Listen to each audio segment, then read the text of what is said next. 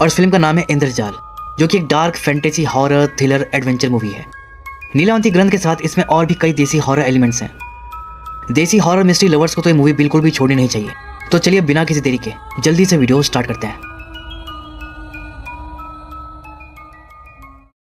इस कहानी की शुरुआत होती है कई साल पहले, जब इंडिया पर ब्रिटिश रूल था, जहां पर अंग्रेज लोग लगान के रूप में इंडिया को लूटते थे और सारा धन अपने देश भेज देते थे। उसी दौर में एक बागी था, उसका नाम था बीरा। वो अपने साथियों के साथ अंग्रेजों को लूटता था और उससे गरीब लोगों की मदद करता था। लेकिन एक दिन अंग्रेजों के साथ मुठभेड़ में बीरा मारा जाता है। लेकिन जो धन उसने चुराया था वो अंग्रेजों को नहीं मिला, क्योंकि बीरा ने मरने से पहले ही वो धन महाकालेश्वर के जंगल में कहीं छुपा दिया था। और यह महाकालेश्वर का जंगल कोई साधारण जंगल नहीं था। यहाँ पर कई तरह की मायावी शक्तियों का वास था, जैसे कि यक्ष वगैरह। वहाँ के यक्षों ने खजाने को अपने कब्जे में ले लिया और उसकी रक्षा करने लगे। और यक्ष चाहते हैं कि यह धन किसी भी लालची इंसान को, मतलब इंसान को ना मिले। वो चाहते हैं कि धन उसको मिले जिसका मन पवित्र हो, जो एक पुण्य आत्मा हो, जो इस धन का इस्तेमाल दूसरों की भलाई के लिए करे, जैसे बीरा करता था। और हर 12 साल में ग्रहण पर इस धन के दान देने का मुहूर्त निकलता है और यक्षों के राजा एक पुण्य आत्मा को बुलाते हैं, मतलब कि एक अच्छे इंसान को। लेकिन बहुत सारे लालची लोग भी इस मौके का फायदा उठाना चाहते हैं, अपने बल पर उस धन को हासिल करना चाहते हैं, जिससे कि पूरा जंगल एक चक्रव्यूह में बदल जाता है। और इसी को बोला गया है इंद्रजाल, जहाँ से फिर जिंदा बचकर निकलना ऑलमोस्ट इम्पॉसिबल हो जाता है। इसके बाद हम एक बूढ़ी औरत को देखते हैं जिसका नाम था धर्मिनी बांदल सरकार और उसका बेटा था कृष्णा बांदल सरकार। कृष्णा के पूर्वज कभी यहाँ के बहुत बड़े जमींदार हुआ करते थे, लेकिन अंग्रेजों के राज में इनसे सब छिन गया और इनके पास अब कुछ भी नहीं है, बस इनके पास हवेली बची है। तो कृष्णा और उसकी माँ धर्मिनी उस धन को किसी भी हालत में पाना चाहते हैं। इसी के लिए धर्मिनी ने बाहर से एक अघोरी तांत्रिक को बुलाया है, उसका नाम है जेठा स्वामी। पहले तो जेठा स्वामी की मदद से ये लोग खंडा नाम के आदमी को पकड़ते हैं। खजाने की लोकेशन इसी को पता थी, क्योंकि जो बीरा के साथी लोग थे ये उन्हीं का रिश्तेदार था। फिर जैसे ही मुहूर्त का समय आता है, ग्रहण लगता है, तो जेठा स्वामी खंडा की बताई हुई जगह पर रिचुअल कर रहा था और अपने हेल्पर रघु और खंडा से वहां पर खुदाई करवा रहा था। लेकिन खुदाई में कुछ भी नहीं निकल रहा था और इसी दौरान जेठा का अग्निकुंड बुझ जाता है। कृष्णा कहता है कि अरे ये तो अपशकुन हो गया। तो जेठा स्वामी कहता है कि नहीं, ये अपशकुन नहीं है, ये संकेत है। ऐसा इसलिए हुआ क्योंकि खजाना यहाँ पर है ही नहीं। खंडा ने इनको झूठ बोला, इनको गलत लोकेशन बता दी, जिस पर जेठा को उस पर बहुत गुस्सा आता है और वो उसे अपने तंत्र से मार डालता है। मुहूर्त का समय भी खत्म हो चुका था, तो मतलब अब ये मौका 12 साल बाद आएगा। उन्हीं के साथ एक आदिवासी था भूरा, वो तो जेठा स्वामी पर हंस रहा था, उसकी एबिलिटी का मजाक बना रहा था। जेठा स्वामी को उस पर गुस्सा आ जाता है, कहता है कि चुप करा लो इसको। और धर्मिनी से कहता है, क्या इस गधे की तरह आपको भी हमारी क्षमता पर संदेह हो रहा है? जिस पर धर्मिनी तो मुंह टेढ़ा करके चल देती है और कृष्णा को भी कहती है कि चलो कृष्णा। उन्हें अब जेठा स्वामी के साथ काम नहीं करना था। जेठा स्वामी इस फेलियर को बर्दाश्त नहीं कर पाता, वो इसे अपने ईगो पर ले लेता है और प्रण करता है कि वो इसी जंगल में रहकर इंद्रजाल सिद्ध योगी बनेगा और खजाने को भी हासिल करेगा। इसके बाद हम देखते हैं कि कृष्णा का एक बेटा भी था, उसका नाम था सूर्या, और उसको ये लोग खजाने के बारे में सब बता रखे थे। उसकी दादी उसको पूरी कहानी सुना रही थी कि कैसे खंडा ने उनके साथ धोखा किया और वो मारा गया। अब खजाने का पता सिर्फ खंडा के बेटे बाला को था, लेकिन वो भी कहीं छुपा बैठा है। तभी कृष्णा आता है, कहता है कि ये बाला तो हाथ ही नहीं आ रहा, पता नहीं कहाँ छुपा बैठा है। लगता है खजाने का पता बाजिन से लगवाना पड़ेगा। सुना है उसे नीलावंती आती है, मतलब उसके पास नीलावंती ग्रंथ का ज्ञान है। अब नीलावंती ग्रंथ की कहानी तो आप सबको पता ही होगी, एक ऐसी किताब जिसे पढ़कर पेड़ पौधे पशु पक्षियों की भाषाएं समझी जा सकती हैं, छुपे हुए खजाने का पता लगाया जा सकता है। और इस ग्रंथ को लिखने वाली नीलावंती नाम की एक यक्षिणी थी, जिसे एक श्राप की वजह से इंसान के रूप में जन्म लेना पड़ा था। और जब वो 4-5 साल की थी तो पेड़ पौधे जानवर पक्षियों की भाषा समझ सकती थी। पशु पक्षी उसको गुप्त धन के बारे में भी बताते थे। नीलावंती ऐसा इसलिए कर लेती थी क्योंकि वो पहले से यक्षिणी थी, उसके पास सिद्धियां पहले से थी और उसी ने फिर ये नीलावंती ग्रंथ लिखा था। जो कोई भी उस ग्रंथ में लिखे मंत्रों को पढ़ के उसे कंठस्थ कर लेगा तो वो भी पेड़ पौधे जानवर पक्षियों से बात करके गुप्त धन का पता लगा सकता है। यहाँ तक कि भूत प्रेत आत्माओं से भी बातें कर सकता है, उनसे किसी भी इंसान का पास्ट और फ्यूचर जान सकता है। और ये जो बाजिंद है ना, उसके पास नीलावंती ग्रंथ भी है और उसको एक विद्या भी आती है, लेकिन वो कोई इंसान नहीं है, वो एक मायावी शक्ति है जो गुफा के अंदर रहती है। और उसकी गुफा में जाकर उसको जगाना भी रिस्की काम है। सबसे पहले तो उसकी गुफा का दरवाजा खोलना मुश्किल है, उसके लिए आपको खास चाबी चाहिए और चाबी है नाग छड़ी। नाग छड़ी एक पेड़ की डंडी है और वो पेड़ भी एक मायावी पेड़ है जो 12 साल में एक बार ही निकलता है। कृष्ण ने नाग छड़ी भी बड़ी मुश्किल से लेकर आया था, तो देखा आपने कि कितना मुश्किल है उस खजाने को पाना। लेकिन ये लोग हर संभव प्रयास कर रहे हैं और हर तरह के रिस्क लेने को तैयार हैं। ये दोनों भी बातें कर रहे थे कि तभी भूरा अगर बताता है कि कबीले के भगत की मौत हो गई है। धर्मिनी कहती है कि अरे ये तो बहुत दुख की बात है। फिर कहती है वैसे नया भगत तू भी बन सकता है भूरा। और भूरा तो ये कब से चाहता था, लेकिन भगत वो बनता था जिसे इनकी देवी नागमाई चुनती थी और नागमाई ने किसी और को चुना था। फिर उस नए भगत की सेरेमनी होती है। धर्मिनी भी वहां पर जाती है और इसी दौरान वो बाला को देख लेती है जो छुट्टा फिर रहा था। बाला भी धर्मिनी को देखकर वहां से भाग जाता है, लेकिन बाद में धर्मिनी उसे ढूंढ लेती है। उसके पास खजाने का कोई क्लू था। धर्मिनी उस पर बंदूक तान देती है और खजाने का सही पता पूछती है, लेकिन बाला मना कर देता है कि नहीं, हमारे पूर्वज ने बीरा को वचन दिया था कि वो धन आप जैसे स्वार्थी लोगों के हाथों ना लग पाए। धर्मिनी कहती है देख चुपचाप बता दे खजाना कहाँ गड़ा है, नहीं तो तेरा भी वही अंजाम होगा जो तेरे बाप खंडा का हुआ। तो बाला भी बोल देता है कि मैं मौत से नहीं डरता, मारना है तो मार दो, लेकिन खजाने का पता तुम्हें कभी नहीं बताऊंगा। तो धर्मिनी गुस्से में उसे शूट कर देती है। मरते मरते वो नक्शा आग में फेंक देता है, लेकिन धर्मिनी उस नक्शे को तुरंत निकाल लेती है और आग बुझा देती है। फिर धर्मिनी उस नक्शे को देखती है जिसमें खजाने से जुड़ा बस एक क्लू था जो उनकी समझ में नहीं आता। और अब खजाने का पता लगाने के लिए इनके पास एक ही ऑप्शन बचा था, और वो था बाजिंद की गुफा। बस फिर क्या, कृष्णा अब सीधा बाजिंद की गुफा पहुंचता है और नाग छड़ी से गुफा का दरवाजा खोल के अंदर चला जाता है। वहां पर उसे नीलावंती ग्रंथ मिलती है। अब बाजिंद को जगाना रिस्की था और उसे आता भी नहीं था, तो ये वहीं पर बैठकर नीलावंती ग्रंथ पढ़ने लगता है ताकि पशु पक्षी की भाषा सीखकर खुद खजाने का पता लगा सके। जबकि इसे ये नहीं पता था कि नीलावंती ग्रंथ एक श्रापित ग्रंथ है। खुद नीलावंती ने इसे श्राप दिया था कि अगर कोई भी इंसान गलत मंशा से इसे पूरा पढ़ता है तो उसकी मौत हो जाएगी, और आधा पढ़ के छोड़ दिया तो बाजिंद जाग जाएगा और पढ़ने वाले को मार देगा। अब वो किताब पढ़ते पढ़ते उसको बहुत तेज नींद आने लगती है। इसको बहुत जोर से झपकी लगती है और उसके हाथ से किताब छूट जाती है, जिससे कि श्राप एक्टिव हो जाता है। किताब गायब हो जाती है और बाजिंद जाग जाता है और फिर वो कृष्णा पर अटैक करके उसे मार के खा जाता है। कृष्णा की मौत के बाद अब उसका बेटा सूर्या प्रण लेता है कि वो अपने पिता की अधूरी इच्छा को पूरा करेगा, उस खजाने को हासिल करेगा और बाजिंद को मारकर अपने पिता की मौत का बदला भी लेगा। और इसके लिए वो खुद को हर तरह से तैयार करता है। उसकी दादी का उसको पूरा सपोर्ट था और इसी तरह 12 साल बीत जाते हैं। धन की मुहूर्त का समय एक बार फिर से आने वाला था। सूर्या भी बड़ा हो चुका था और उसके लिए पूरी तरह से तैयार था। अब उसे बाजिंद की गुफा में जाना था, लेकिन गुफा का दरवाजा खोलने के लिए उसे नाग छड़ी चाहिए थी, जो उसे मिलेगी महाकालेश्वर के जंगल में। बस फिर क्या, सूर्या अपनी दादी का आशीर्वाद लेता है, कहता है कि दशहरा तक लौट आऊंगा और फिर निकल जाता है। दूसरी तरफ महाकालेश्वर के जंगल में हम एक फॉरेस्ट रेंजर को देखते हैं। वो पिंगला उल्लू को ढूंढ रहा था। मतलब ये भी खजाने के चक्कर में था, क्योंकि पिंगला उल्लू के बारे में कहा जाता है कि ये गुप्त धन के खोजी होते हैं, लेकिन उनकी भाषा थोड़ी ना ऐसे आती है। इसका प्लान था कि उल्लू की आवाज को रिकॉर्ड करके बाजिंद को सुनाएगा, वो इसको बताएगा इसका मतलब। और ये अकेला नहीं है, ये जेठा स्वामी के साथ ही मिला हुआ है। पिंगला उल्लू उसको यहाँ पर नहीं मिला, तो ये जीप में बैठकर कहीं और ढूंढने जा रहा था। तभी सामने से सूर्य आ रहा था और उसकी बाइक इसकी जीप से जस्ट टकराने वाली थी। तो इस बात पर दोनों की तू मैं हो जाती है। रेंजर बोल देता कि ये हीरो कहाँ जा रहा है, ऐसे जंगल तेरे बाप का है क्या? तो सूर्य भी बोल देता है कि ये जंगल तुम्हारे बाप की ही जागीर थी, बस डॉक्यूमेंट पे चढ़ाना भूल गए। रेंजर बोलता है कि अबे तुगलक की औलाद, दिमाग ठीक है ना तेरा? सूर्य कहता है कि दिमाग ठीक है, नहीं तो अब तक तमंचा खींच दिए होते। दोनों के बीच काफी गर्मा गर्मी हो जाती है। बात हाथापाई तक पहुंचने वाली थी, लेकिन रेंजर के साथ जो जूनियर ऑफिसर था माने, वो रेंजर को समझाता है कि सर जाने दीजिए, यही लोकल कहीं है, रोज यहाँ जंगल में जड़ी बूटी ढूंढने आते रहते हैं। फिर सूर्य कहता है समझदार है तू माने, अपनी सीनियर को समझा दे कि औकात में रहे। फिर जाते जाते वो अपना नाम ही बताता है, सूर्या बांदल सरकार, माई सेल्फ। ये बोलकर चल देता है। रेंजर को उस पर बहुत गुस्सा आ रहा था, कहता है कि साले को तो मैं बाद में देखूंगा, लेकिन अभी पिंगला जरूरी है। इधर जंगल में कुछ लोग घूमने भी आए हुए थे। 3 लड़के थे, 2 लड़की थी, प्राजक्त, रोशन, अलख, आंचल और कीर्ति। प्राजक्त बर्ड फोटोग्राफी कर रहा था, रोशन भी उसके साथ था। आंचल और अलख लेक में नहा रहे थे और इसी दौरान अलख आंचल के करीब आने लगता है, लेकिन फिर पता नहीं आंचल को क्या होता है, वो उसे धक्का देकर चल देती है। अलख कहता रह गया कि आंचल कम ना यार, लेकिन वो नहीं सुनी, चल दी। कीर्ति अपना अकेले बैठकर मेडिटेशन कर रही थी। तभी बाकी सभी यहाँ पर आ जाते हैं और बातें करने लगते हैं। इसी दौरान आंचल चलते चलते एक केकड़े पर पैर रखने वाली थी, लेकिन कीर्ति उसे तुरंत रोक देती है और फिर उस केकड़े को ले जाकर पानी में छोड़ देती है। तभी वहां पर रेंजर आता है, कहता है कि तुम्हें पता नहीं कि ये डेंजर जोन है, चलो निकलो सब यहाँ से। और फिर वो प्राजक्त के कैमरे में पिंगला उल्लू की फोटो देख लेता है, पूछता है कि तुमने ये फोटो कहाँ से ली। फिर वो उसे एक सूखे पेड़ के पास ले जाता है, कहता है कि सर वो यहाँ पर बैठा था। रेंजर फोटो में देखकर कहता है कि हाँ, जगह तो यही है। अगर आप इस फोटो पर ध्यान दो तो नीलावंती ग्रंथ वाली जो बुक है उसके कवर पर यही फोटो है, इसमें 2 उल्लू एक पेड़ पर बैठे हैं। ये उसका डायरेक्ट रेफरेंस है। और ये उल्लू सिर्फ बैठे नहीं है, बल्कि एक उल्लू दूसरे उल्लू को कुछ बता रहा है, और वो गड़े धन के बारे में ही बता रहा है। खैर रेंजर को जगह बताने के लिए थैंक यू बोलता है और कहता है कि आगे से डेंजर जोन का ध्यान रखना।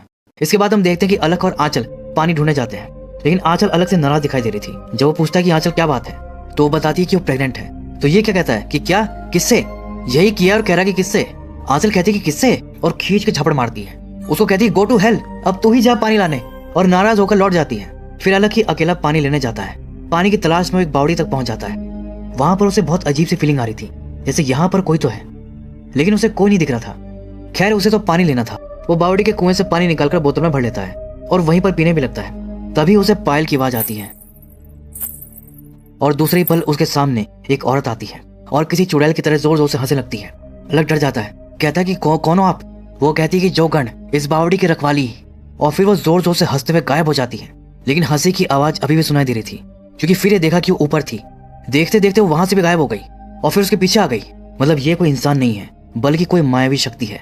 फिर जोगन उसके पास आकर कहती है कि ये भाई साहब, मुझे अपनी दोस्त की खोपड़ी दे दो, बड़ी मेहरबानी होगी। तो अलग डर के मारे भाग खड़ा होता है। दूसरी तरफ सूर्या जंगल में नाग छड़ी का पता करने जा रहा था। इसी दौरान गलती से वो कबीले वालों के जाल में फंस जाता है, जिसे कबीले वालों ने जानवर पकड़ने के लिए लगाया था। उनके साथ भूरा भी था। जब वो जाल को देखने जाते हैं तो कहते हैं कि अरे ये तो इंसान है। तो भूरा क्या कहता है, तो क्या हो गया, आज अमावस है, देवी को किसी की बलि तो देनी होगी। फिर वो सब सूर्य को पकड़ के अपने साथ ले जाने लगते हैं, लेकिन रास्ते में सूर्य उनसे छोड़कर भागने लगता है। इधर हम देखते हैं कि ये पांचों अपने टेंट के पास बॉनफायर जलाकर बैठे थे। अलग उन्हें जोगन के बारे में बता रहा था, लेकिन कोई भी उसकी बात पर यकीन नहीं कर रहा था। उन्हें लग रहा था कि वो फेंक रहा है। इसके बाद प्राजक्त अपना टैलेंट दिखाने लगता है। उसे बर्ड्स की मिमिक्री करने आती थी और वो उल्लू की आवाज निकाल कर दिखा रहा था। तभी अलग को वहां पर कोई बहुत तेज गुजरता हुआ दिखा और सबसे कहता है कि यहाँ कोई है गाइस, लेकिन उन्हें लगता है कि नाटक कर रहा है। कहता है कि बस कर यार अब। लेकिन तभी प्राजक्त भी झाड़ी हिलता हुआ देख लेता है। वो कहता है गाइस यहाँ सच में कुछ है। फिर वो बॉन फायर से एक जली हुई लकड़ी निकालकर उसे मशाल की तरह यूज करता हुआ आगे जाता है। बाकी सभी उसके साथ आते हैं, सिर्फ आंचल को छोड़कर। वो अभी भी पीछे बैठी थी। ये पीछे पलटे तो उसका चेहरा किसी भूत की तरह लग रहा था और अगले पल उसे कोई जंगल में खींच लेता है। ये देख सब घबरा जाते हैं कि आंचल को क्या हुआ, उसे कौन ले गया। फिर सब साथ में आंचल को ढूंढने जाते हैं, लेकिन वो उन्हें नहीं मिलती। दूसरी तरफ आदिवासी सूर्या को पकड़ लेते हैं और उसे अपने कबीले में लेकर आते हैं। यहाँ पर वो अपनी देवी नागमाई को उसकी बलि चढ़ाने वाले थे। नागमाई इस समय भानु भगत के ऊपर आई हुई थी। सूर्या उनसे बोले जा रहा था कि मैं सूर्या हूँ, सूर्या बांदल सरकार, लेकिन कबीले वाले उसे नहीं पहचान रहे थे। इसी दौरान उसकी जेब से एक सिक्का गिर जाता है जो उसके पिता ने उसे दिया था। भूरा उस सिक्के को उठा लेता है और खुश होने लगता है। सूर्या कहता है कि वो सिक्का मेरा है, मुझे वापस दो। लेकिन वो सिक्का जाकर नागमाई को दिखाते हैं। नागमाई उसे देखते ही पहचान जाती है कि ये तो मेरे परम भक्त कृष्णा का है और कहती कि सिक्का जिसके पास है वही मेरा परम भक्त है, उसका उचित सम्मान किया जाए। फिर वो सूर्या को छोड़ देते हैं। नागमाई उसे अपने पास बुलाती है, कहती कि बता बच्चा तेरी क्या इच्छा है। तो सूर्या नागमाई से नाग छड़ी वाले पेड़ का पता पूछता है और नागमाई उसको बता देती है। फिर सूर्या नागमाई का धन्यवाद करता है और उनके बताए हुए रास्ते पर निकल जाता है। इसके बाद हम देखते हैं कि रेंजर पिंगला वाले पेड़ के पास मोबाइल में रिकॉर्डिंग ऑन करके छोड़ रखा था ताकि पिंगला उल्लू जब दोबारा वहां पर आए वो बोले तो उसकी आवाज रिकॉर्ड हो जाए। लेकिन तभी कबीले वाले आकर एक उल्लू को मार देते हैं और दूसरा उड़ जाता है और भूरा बहुत खुश हो रहा था। असल में ये लोग पिंगला उल्लू के मांस को भी अपनी देवी को चढ़ाते हैं। भूरा उल्लू के साथ रेंजर का फोन भी उठा ले जाता है। दूसरी तरफ रेंजर और उसका जूनियर माने वहां से दूर थे और रेंजर उसको बता रहा था कि हमारे सामने पिंगला पिंगली को खजाने का रहस्य बताने से हिचकिचाता है, इसलिए वो मोबाइल रिकॉर्डिंग पर लगाकर दूर आ गए। इधर प्राजक्त और बाकी सब नाव में बैठकर जंगल से बाहर निकल रहे थे। कहते कि आंचल को ढूंढने के लिए बाहर से मदद लानी पड़ेगी। तभी नदी के बीचों बीच उन्हें जोगन खड़ी दिखाई देती है। अलग कहता कि अरे ये तो वही है जोगन, इसी के बारे में मैंने बताया था, भाई नाव आगे मत ले जा, ये बहुत खतरनाक औरत है।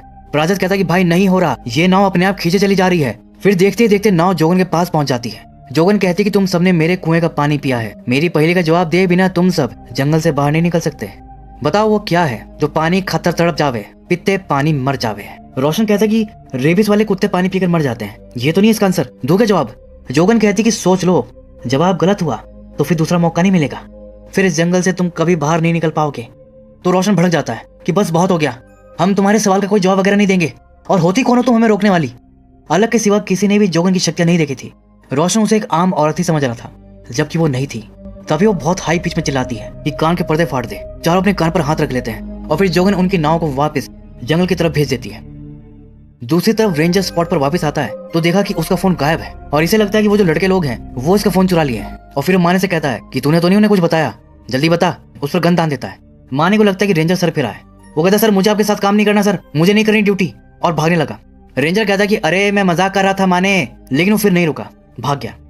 दूसरी तरफ वो चारों बेचारे जंगल से बाहर निकलने की कोशिश कर रहे थे, लेकिन वो घूम फिर कर बार बार एक ही जगह पर आ जा रहे थे। वो जंगल में पूरी तरह फंस चुके थे। तभी कीर्ति को कुछ हो जाता है। वो अजीब हरकतें करने लगती है और पागलों की तरह हंसने लगती है, जिससे बाकी तीनों डर जाते हैं कि हमारे साथ हो क्या रहा है। और अब यहाँ पर हमें पता चलता है कि इन सब के पीछे जेठा स्वामी है। वही आंचल को मार के खा गया है और उसकी खोपड़ी रख लिया है, क्योंकि उसे अपने रिचुअल के लिए एक ऐसी लड़की खोपड़ी चाहिए थी जो कि प्रेग्नेंट हो लेकिन उसकी शादी ना हुई हो। और जोगन उसके साथ मिली हुई थी, इसलिए वो अलग से बोली थी कि मुझे अपने दोस्त की खोपड़ी दे दो। और जेठा स्वामी के कहने पर ही वो सबको जंगल में फंसाई है। जेठा स्वामी नहीं चाहता कि वो सब यहाँ से बाहर निकले, और इसका रीजन आपको आगे पता चल जाएगा। और जोगन जेठा स्वामी के लिए इसलिए काम करी है क्योंकि उसे अपनी शक्ति मणि वापस चाहिए। उसके बिना उसकी शक्ति आधी है, वो अपनी पूरी शक्ति दोबारा हासिल करना चाहती है, और वो शक्ति मणि बाचिन के पास है। जोगन जेठा से कहती है कि आपने जैसे कहा था मैंने सब किया, क्या अब मुझे शक्ति मणि मिल जाएगी। जेठा कहता कि अभी नहीं, शक्ति मणि हासिल करने के लिए अभी तुम्हें और तपस्या करनी पड़ेगी। मतलब जेठा उसकी कोई हेल्प नहीं करने वाला, वो बस अपने फायदे के लिए उसका यूज कर रहा है। सालों से वो रघु को भी इसी जंगल में ट्रैप करके रखा हुआ है, उसे यहाँ से फ्री होना है, इसलिए वो भी जेठा के लिए काम कर रहा है। वो जंगल में चाय की स्टॉल लगाता है और जिन लोगों को जेठा को फंसाना होता है ये उन्हें अपनी चाय में जेठा का कुछ तंत्र किया हुआ मिला के पिला देता है। जब ये पांचों यहाँ आए थे तो ये भी रघु की चाय पिए थे। आंचल और कीर्ति दोनों की चाय में जेठा का कुछ दिया हुआ मिला हुआ था, इसलिए आंचल और कीर्ति दोनों पर ही ब्लैक मैजिक का प्रभाव था। आंचल को तो मारकर उसकी खोपड़ी रिचुअल के लिए रख लिया, और अब उसे कीर्ति से भी कुछ चाहिए, और वो ऐसा जाल बिछाया है कि ये उसके पास खुद जाएंगे। जंगल से बाहर निकलने के लिए इन्हें जोगन की पहले का जवाब देना था जो उनके पास नहीं था। तभी रघु उनके पास आता है। पहले तो बताता है कि आंचल मर चुकी है, तो वो सारे शौक में आ जाते हैं। फिर ये उन्हें और डराता है और कहता है कि अगर जंगल से जिंदा बचकर निकलना है तो जेठा स्वामी से जाकर मिलो, और बस ये कहकर वो चला जाता है। लेकिन जेठा स्वामी कौन है और कहाँ मिलेगा ये इन्हें नहीं पता। तभी कीर्ति कहती है कि मुझे पता है, असुर कुंड, और फिर वो खुद उन्हें जेठा के पास लेकर जाती है। दूसरी तरफ सूर्य नाग छड़ी वाले पेड़ तक पहुंच जाता है। नागमाई उसको एक मंत्र दी थी और बताई थी कि पेड़ से डंडी काटने से पहले इस मंत्र को पढ़ना जरूरी है। सूर्य पेड़ के पास बैठकर उसी मंत्र को पढ़ रहा था। तभी इसी दौरान पेड़ की बेलें मूव करने लगती हैं और देखते देखते वो सूर्य के गले से लिपट जाती हैं, उसको ऊपर उठा लेती हैं। सूर्य का दम घुटने लगता है। मतलब पेड़ सूर्य को मंत्र पढ़ने से रोक रहा था, लेकिन सूर्य इस स्थिति में भी मंत्र पढ़ना जारी रखता है और इसे पूरा कर लेता है, जिसके बाद पेड़ उसे छोड़ देता है और वो बेहोश होकर नीचे गिर पड़ता है। इधर सब जेट्टा के पास पहुंच जाते हैं। जेट्टा कहता है कि तुम्हें जंगल से बाहर निकलने के लिए पहले का हल चाहिए ना, मिलेगा, लेकिन उसके बदले में तुम्हें भी कुछ देना होगा। रोशन कहता है कि आप जितना पैसा बोलेंगे हम देंगे, आप बस हमें इस जंगल से निकाल दीजिए। जेट्टा कहता है मूर्ख, जेट्टा को खरीदेगा। फिर कीर्ति कहती कि स्वामी जी आपको क्या चाहिए, जिस पर जेट्टा कहता है ज्ञानी आत्मा हो तुम, और बताता है कि आज अघोर अमावस्या है और वो कीर्ति के साथ काम विजय सिद्धि करना चाहता है। इसके बाद वो इंद्रजाल सिद्ध योगी बन जाएगा, लेकिन वो सब मना करने लगते हैं कि नहीं चलो कीर्ति, हमें आना ही नहीं चाहिए था। लेकिन कीर्ति तो जेट्टा के वश में थी कि वो नहीं जाती, कहती कि मैं करूंगी। दूसरी तरफ सूर्या होश में आ चुका था, उसे नाग छड़ी भी मिल गई थी। तभी उसके पास जोगन आती है। वो समझ गई थी कि जेट्टा मतलब ही है, वो उसकी हेल्प नहीं करने वाला, इसलिए वो सूर्य के पास आती है और उसे बताती है कि भाई साहब आप ही हो जो बाजिन से लड़ सकते हो, उसे हरा सकते हो। सूर्य कहता है कि उस बाजिन से बदला तो मुझे लेना ही है, लेकिन बहन तुम कौन हो और तुम्हारा बाजिन से क्या वास्ता। तो वो बताती है कि उसका नाम जोगन है, उस बाजिन के पास मेरी शक्ति मणि है भाई साहब, बस मुझे वो दिलवा दो, आपकी घनी मेहरबानी होगी। तभी कोई पीछे से उस पर हल्दी डाल देता है, जो कि कबीले की पवित्र हल्दी थी और ये भूरा ने डाली थी। हल्दी के प्रभाव से जोगन तड़प उठती है और चिल्लाते हुए वहां से भाग जाती है। सूर्य कहता है कि ये क्या किया तुमने उसके साथ। भूरा कहता है कि अरे सरकार वो डायन है, डायन आप जैसे मर्दों को अपने जाल में फंसाती है। लेकिन सूर्य उसकी बात नहीं मानता और उसका गला पकड़ के पीछे ढकेल लेता है कि अबे हट, और जोगन के पीछे जाता है कि बहन बहन जोगन।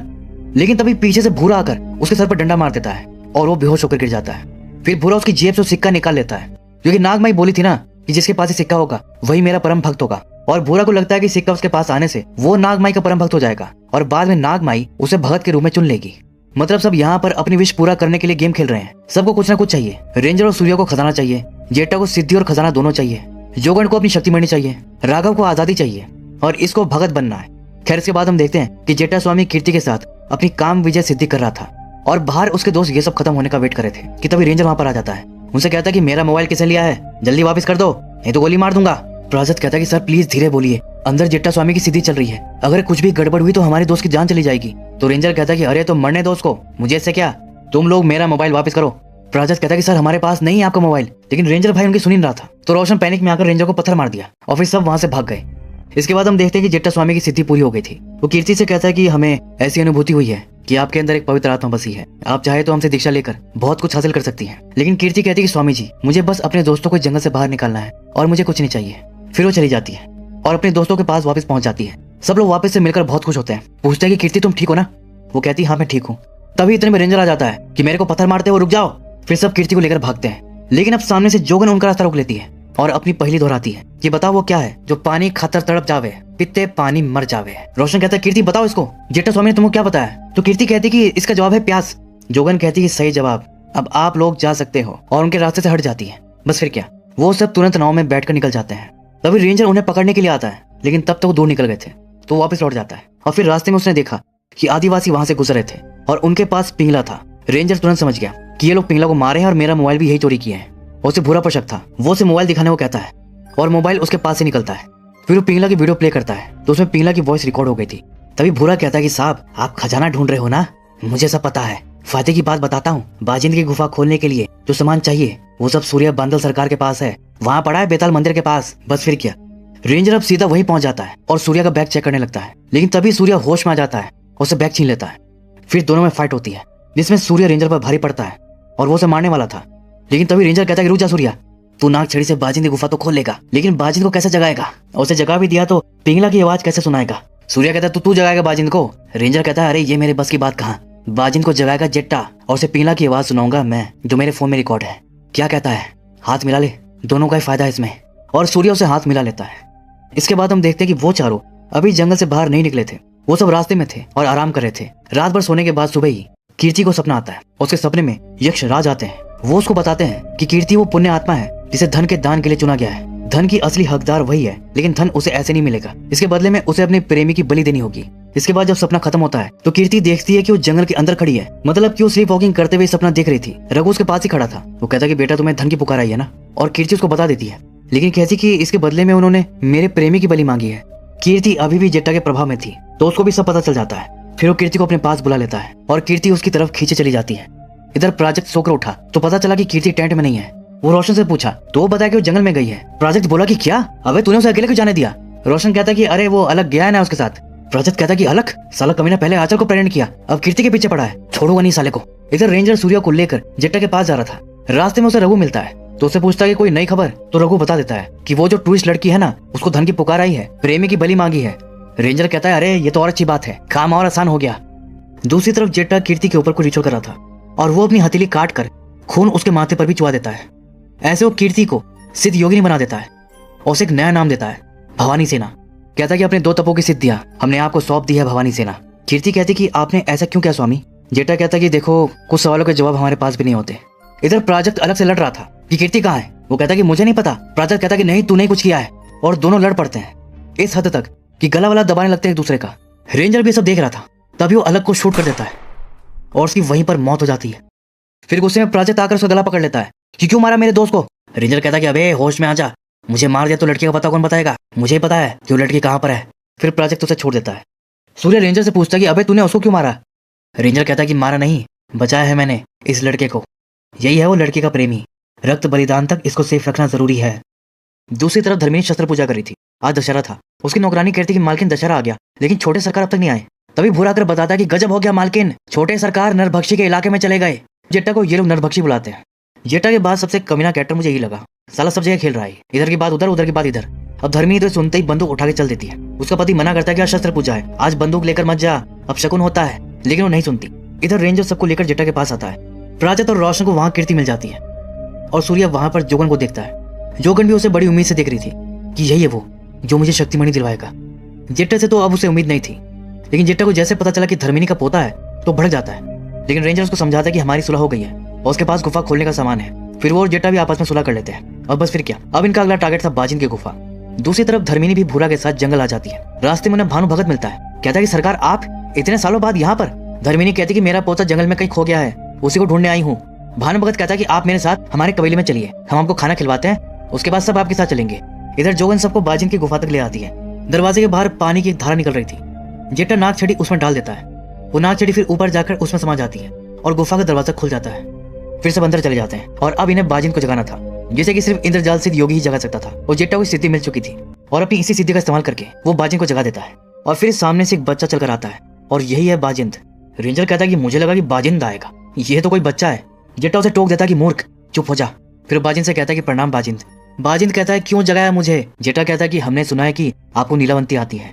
बाजिंद कहता है हाँ तो जाओ जाओ, ग्रंथ रखिए, पढ़ो उसको, ताकि ये ग्रंथ को पढ़ के श्राप से मर जाए। लेकिन जेट्टा को पता था। वो कहता है कि बाजिंद हमें ग्रंथ नहीं चाहिए। बाजिंद कहता है कि अच्छा तो चालाक हो, फिर क्या चाहिए तुम्हें? जेट्टा कहता है कि हमारे पास पिंगला की आवाज है, आप बस उसे सुनकर उसका मतलब बताएं। फिर रेंजर उसको फोन में रिकॉर्डिंग सुनाने जाता है, लेकिन उसकी फोन की बैटरी लो थी। वीडियो प्ले करते ही फोन बंद हो जाता है। मतलब इनकी सारी मेहनत बेकार हो गई? नहीं, हो जाती अगर प्राजत इनके साथ नहीं होता। उसको याद था कि पिंगला ने कैसे बोला था और वो वैसे ही उसकी मिमिक्री करके सुना देता है। और फिर बाजिंद उसका मतलब बताता है कि पिंगला कह रहा है कि कबीले के एक आदिवासी की पीठ पर खजाने का नक्शा बना हुआ है। फिर कहता है चलो मैंने तुम्हारा काम कर दिया, अब मेरी भूख मिटाओ, मुझे भूख लगी है, मेरी भूख मिटाओ। जेट्टा कहता है कि क्षमा बाजिंद, हम आपकी भूख नहीं मिटा सकते, लेकिन बस वही बोले जा रहे थे मेरी भूख मिटाओ, मेरी भूख मिटाओ। और फिर वो देखते ही देखते एक लंबे चौड़े राक्षस में बदल जाता है और अब वो खुद अपनी भूख मिटाएगा इनको खाकर। सब बाजिंद से बचकर छुपते फिर रहे थे, लेकिन तभी बाजिंद कीर्ति को ढूंढ लेता है और वो उसकी तरफ बढ़ रहा था। लेकिन जेट्टा कीर्ति को लेकर भाग जाता है। बाकी सभी गुफा से बाहर निकलने की कोशिश कर रहे थे, लेकिन रोशन को बाजिंद पकड़ लेता है। बाकी सब गुफा के दरवाजे की तरफ भागते हैं, लेकिन वो बंद हो जाता है और अब वो जेट्टा से नहीं खुल रहा था। जोगन कहती कि अगर उसे अपनी शक्तिमणि वापस मिल जाए तो वो अपनी शक्ति से गुफा का दरवाजा खोल सकती है। वो सूर्य की तरफ ही देखकर बोल रही थी। सूर्य भी समझ जाता है कि ये मुझे करना है। सूर्य बाजिंद से लड़ने जाता है तो वहां पर वो रोशन को मार चुका था और उसे खा रहा था। सूर्य उसको आवाज लगाता है कि बाजिंद, और अब उस पर अटैक करने आता है। लेकिन बाजिंद की मौत सूर्य के हाथों ही लिखी थी। वो बाजिंद को मार गिराता है और उससे वो शक्तिमणि भी हासिल कर लेता है और लाकर जोगन को दे देता है। जोगन उसे अपने माथे पर लगा लेती है। उसे अपनी पूरी शक्ति वापस मिल गई थी और फिर वो आसानी से गुफा का दरवाजा खोल देती है। जोगन सबसे कह रही थी कि जल्दी करो, इससे पहले कि बाजिंद फिर जाग जाए, क्योंकि सूर्य ने बाजिंद के सिर्फ एक रूप को मारा है। बाजिंद एक मायावी शक्ति है जिसे पूरी तरह खत्म नहीं किया जा सकता। वो सिर्फ हारा है, मरा नहीं है। जाते जाते वो सूर्य को अपने यहाँ का पानी गिफ्ट करती है, कहती कि दिव्य जल है। दूसरी तरफ भानु भगत धर्मिनी को अपने कबीले ले जा रहा था। अभी रास्ते में थे, तभी इसी बीच धर्मिनी भानु भगत के बैग पर टैटू देखती है। उसमें एक सिंबल को देखकर उसे कुछ याद आता है। उसे बाला के पास से जो सिंबल मिला था ये उसे मैच कर रहा था। तब उसे पता लगता है कि टैटू असल में खजाने का नक्शा है। जिसके बाद वो भूरा के साथ मिलकर भानु भगत को मार डालती है और उसकी बैग उतार कर ले जाती है। फिर रेंजर और सूर्या मैप की तलाश में कबीले आते हैं, लेकिन उन्हें पता चलता है कि भानु भगत को कोई पहले मार के उसका बैग उतार लिया है। और कबीले वालों को लगता है कि खजाने की लालच में यही दोनों भानु भगत को मार दिए हैं। तो दोनों को पकड़ लेते हैं। दोनों कहते रहे कि हमने भानु भगत को नहीं मारा, लेकिन वो उनकी एक नहीं सुनते। कहते हैं कि इसका फैसला नागमाई करेगी, लेकिन उससे पहले नए भगत का चुनाव होता है। बुरा को लगता है कि नागमाई उसे चुनेगी क्योंकि उसके पास वो सिक्का है, लेकिन ऐसा नहीं होता। नागमाई बिरजू नाम के बच्चे को नया भगत चुनती है, जिससे कि बुरा बहुत ज्यादा चिढ़ जाता है। फिर बिरजू की गोदाई रस्म होती है। वही भानु भगत वाला टैटू इसकी बैग पर भी गोदा जाता है। मतलब हर भगत की बैग पर जो टैटू गोदा जाता है वो खजाने का नक्शा है। खैर भानु भगत की सेरेमनी के बाद उस पर नागमाई आती है। फिर सूर्य और रेंजर को नागमाई के सामने लाया जाता है, लेकिन नागमाई बोल देती है कि इन्होंने भानु भगत को नहीं मारा, ये लोग सच बोल रहे हैं। तो फिर वो लोग उन्हें छोड़ देते हैं। फिर भूरा यहाँ पर गेम खेल देता है। वो सूर्य और रेंजर को बता देता है कि बच्चे की बैग पर खजाने का नक्शा है और बच्चे को चुरा कर उन्हें दे देता है। वो चले जाते हैं और फिर कबीले में हल्ला कर देता है कि जेटा और उसके लोग बिरजू को उठा ले गए। मतलब भूरा का सीन ये है कि जो मैं चाहता हूँ वो मुझे नहीं मिल पाया, मैं भगत नहीं बन पाया, तो फिर किसी को भी कुछ नहीं मिलेगा। दूसरी तरफ सबको मैप से पता लगता है कि खजाना हिंद पहाड़ी की गुफा में है। बस फिर क्या, सब हिंद पहाड़ी की तरफ निकल पड़ते हैं। जेटा कहता है कि जल्दी जल्दी चलो, सूर्य ग्रहण लगने वाला है, देर हो गई तो धन लुप्त हो जाएगा। लेकिन तभी रास्ते में आदिवासी लोग इनको घेर लेते हैं और वो बहुत गुस्से में थे। फिर कीर्ति उनसे अच्छे से बात करती है कि देखिए, हम आपके बिरजू को कोई तकलीफ नहीं देना चाहते थे, मानती हूँ कि हमसे गलती हुई है और सबकी तरफ से मैं आपसे माफी मांगती हूँ, हमें माफ कर दीजिए और ये लीजिए आपका बिरजू। और उन्हें बिरजू लौटा देती है। बिरजू को वापस पाकर उसका बाप तो कहता है कि सरदार, हमारा बिरजू हमें वापस मिल गया और इन्होंने भी अपनी गलती मान ली है, इन्हें माफ कर देते हैं। सरदार कहता है कि नहीं, ये धोखेबाज चालबाज लोग हैं, इन्हें छोड़ दिया तो फिर ऐसे करेंगे, खत्म कर दो सबको। ये सुनते ही जेटा कीर्ति को खींच कर ले जाता है और कबीले वाले बागी सब पर अटैक कर देते हैं। इधर जेटा कीर्ति से कह रहा था कि भवानी सेना जल्दी चलो, धन लुप्त हो जाएगा, लेकिन वो उससे हाथ छुड़ा लेती है कि मुझे धन की कोई परवाह नहीं है, मुझे अपने लोग की परवाह है, और वापस चली जाती है। इधर कबीले वालों से लड़ते हुए रेंजर मारा जाता है और उसके बाद प्राजक्त मारा जाता है, उसे सरदार मार डालता है, जिससे सूर्य बहुत गुस्से में आ जाता है। सूर्य उनके सरदार को पकड़ लेता है और उसका गला दबाकर उसे मार डालता है और सरदार के मरते ही सब कबीले वाले शांत हो जाते हैं। अब नक्शा धर्मिनी के पास भी था ना, तो वो सबसे पहले गुफा तक पहुंच गई, लेकिन तभी पीछे से जेटा आता है और इतने सालों बाद दोनों का आमना सामना होता है। जेटा कहता है कि हम आभारी हैं आपके एक संदेह ने हमें इंद्रजाल सिद्ध योगी बना दिया। तो धर्मिनी कहती है ठीक है, इसे हमारा उपकार मान और चला जा हमारी भूमि से। जेटा कहता कि चला जाऊंगा, लेकिन अपना माणिक लेकर। असल में जेटा को खजाना नहीं चाहिए था, बल्कि खजाने वाली गुफा में कुछ चमत्कारी माणिक था, वो उसे चाहिए था। धर्मिनी कहती कि तुझे कुछ नहीं मिलेगा, चला जा यहाँ से। तो जेटा अचानक से चाकू निकालकर धर्मिनी के गले पर मार देता है और धर्मिनी की वहीं पर मौत हो जाती है। फिर कहता कि जेटा को रोकने चली थी। तभी पीछे से सूर्य आकर ही देख लेता है और बहुत गुस्से में जेटा पर टूट पड़ता है, उसे गले से पकड़ लेता है, उसका दम घुटने लगता है। अचानक हुए अटैक से जेटा एकदम से संभल नहीं पाता, लेकिन अगले ही पल वो उसका काउंटर करके सूर्य को गिरा देता है और फिर दोनों में लड़ाई होती है, जिसमें जेटा सूर्य पर भारी पड़ता है और उसे ऐसे पटक के मारता है कि फिर वो नहीं उठता। इसके बाद जेटा माणिक लेने जाता है, लेकिन उसे छूने से पहले उस पर खून चढ़ाना था। जेटा तलवार से अपना हाथ चीर कर उस माणिक पर खून चढ़ाता है और फिर उस माणिक को उठा लेता है। तो आखिरकार जो उसे चाहिए था वो उसे मिल गया था, लेकिन फिर वो देखा कि उसके बगल में जो तलवार पड़ी थी वो वहां नहीं थी, क्योंकि वो सूर्य के पास थी, वो वापस उठ चुका था। फिर जेटा जैसे ही पलटा, सूर्य ने तलवार से उसकी गर्दन अलग कर दी और जेटा की मौत के बाद ही धन बाहर आ जाता है और यक्षराज प्रकट होते हैं। तभी कीर्ति गुफा में आती है। यक्षराज उससे कहते हैं कि लो बेटा, ये धन तुम्हारा ही है। कीर्ति कहती है लेकिन इस धन ने तो बदले में मेरी प्रेमी की बलि मांगी थी। तो यक्षराज उसे बताते हैं कि जेटा स्वामी के मन में तुम्हारे लिए प्यार पनप रहा था, तो इस तरह वो ही कीर्ति का प्रेमी था और उसकी मृत्यु इसी तरह होनी थी, ये पहले से तय था। फिर यक्षराज सारा धन कीर्ति को सौंप कर चले जाते हैं। सूर्य अपनी दादी को पकड़ के रो रहा था कि दादी उठो, देखिए धन मिल गया, पिताजी का सपना पूरा हो गया, आपका सपना पूरा हो गया दादी, उठो दादी उठो, और फूट फूट कर रोने लगता है। तभी सूर्य की आंखों के सामने अंधेरा छाने लगता है। वहीं पास में उसकी बोतल पड़ी थी जिसमें दिव्य जल था। सूर्य कीर्ति से कहता है, फिर कीर्ति वो बोतल उठाकर उसे देती है और सूर्य वो पानी पी लेता है। तब जाकर उसके जान में जान आती है। लेकिन तभी और उसके सामने जोगन आती है एक नए रूप में और उससे पहले पूछती है कि बता वो क्या है जो दिन में सोता है, रात में रोता है, जितना रोता है उतना खोता है। सूर्य कहता है तो मैं श्रापित हो चुका हूं। और यहीं पर ये मूवी खत्म हो जाती है। खजाना कीर्ति को मिलना था और उसे मिला, लेकिन उसे खजाने से कोई मतलब नहीं था। उसे तो अपने दोस्त प्यारे थे, उन्हें यहां से बचाकर निकालना था, लेकिन वो सब मारे गए। लास्ट में बचा सूर्य, लेकिन वो खजाना लेकर अब जा ही नहीं सकता क्योंकि जोगन उस पर श्राप लगा दी है। मतलब जोगन को पहले से पता था कि ऐसा होगा, लास्ट में यही बचेगा, इसलिए वो उसे अपना श्रापित पानी दे दी थी। क्योंकि जंगल की मायावी शक्तियां किसी भी इंसान को जो उस खजाने का हकदार नहीं है उसे जंगल से खजाना ले जाने नहीं देंगी। जोगन भी इसी का हिस्सा है। वैसे क्या आपको इस पहले का जवाब पता है कि वो कौन है जो दिन में सोता है, रात को रोता है, और जितना रोता है उतना खोता है? मुझे मेकर्स की सबसे बढ़िया बात यह लगी कि पूरी फिल्म रियल लोकेशन पर शूट हुई है। रियल लोकेशन की बात ही अलग होती है, वरना आज का तो लोग भूत भी एआई वाला दिखा देते हैं। तो दोस्तों ये थी इंद्रजाल मूवी की एक्सप्लेनेशन। उम्मीद है कि आपको पसंद आई होगी। अगर ऐसा है तो वीडियो को लाइक और हाइप जरूर कर दीजिएगा। मैं आपको मिलता हूँ अगली वीडियो में, तब तक के लिए take care and keep watching.